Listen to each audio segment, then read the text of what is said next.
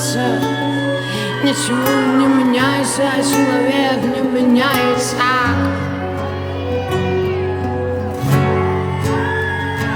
Ложное сочувствие, фальшивая дружба, безвкусное проявление чувств, сентиментальная любовь.